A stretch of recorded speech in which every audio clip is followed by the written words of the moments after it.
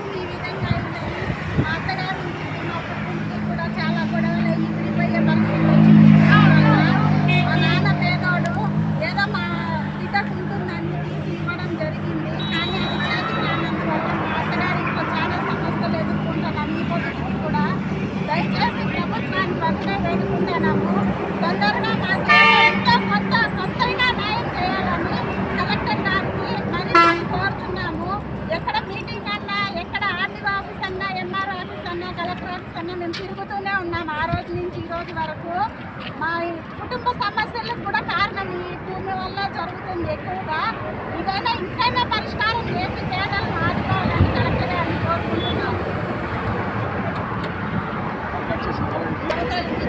ఉన్నాము. మాకు భూమి కేటాయించాలనేసి ఎప్పుడైతే రిజిస్ట్రేషన్ అయిపోయింది అప్పటి నుంచి మాకు భూమి సమస్య ఉంది, మా సర్వే నెంబర్లలో సమస్య ఉందనేసి మేము తిరుగుతుంటే మమ్మల్ని పట్టించుకోవట్లేదు.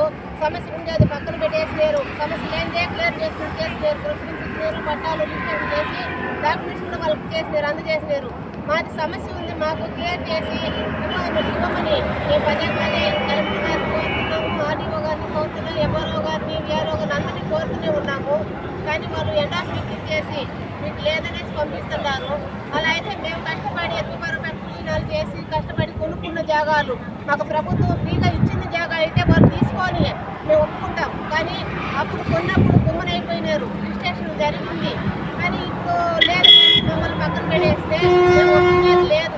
మాకు స్పష్టంగా హామీ ఇవ్వాలి కలెక్టర్, ఆర్డీఓ గారు, ఉండే ప్రభుత్వం, కూటమి ప్రభుత్వం అందరూ మాకు హామీ ఇచ్చి మాకు ఏదో ఒకటి న్యాయం చేయాలి. లేని పక్షంలో మేము ఎక్కడ డబ్బులు పెట్టి కొన్నది మాకు తెలుసు కాబట్టి ఆ జాగాలలో మేము ఇల్లు కట్టుకుంటాం. మాకు దానికన్నా హామీ ఇవ్వాలి కలెక్టర్ గారు, పెద్ద మనసు చేసుకుంటాం.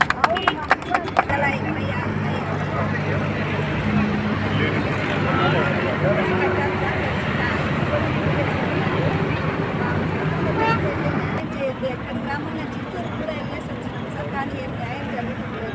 మీరు ఏదైనా ఈసారి దయచేసి మాకు న్యాయం చేయండి.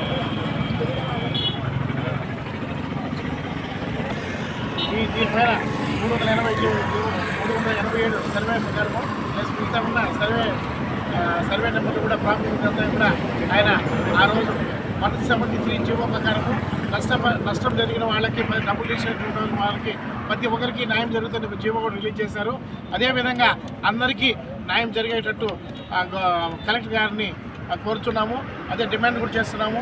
తర్వాత అందరూ పేదవాళ్ళు అందరూ కూడా కూలీ నాలు చేసుకొని కష్టపడి అప్పులు చేసి వడ్డీలు తెచ్చి కట్టుబడి నమ్మి ఈరోజు ఈ విధంగా జరుగుతుందంటే అందరూ కూడా చాలా బాధపడుతున్నారు, చాలా ఇబ్బందులు పడుతున్నారు.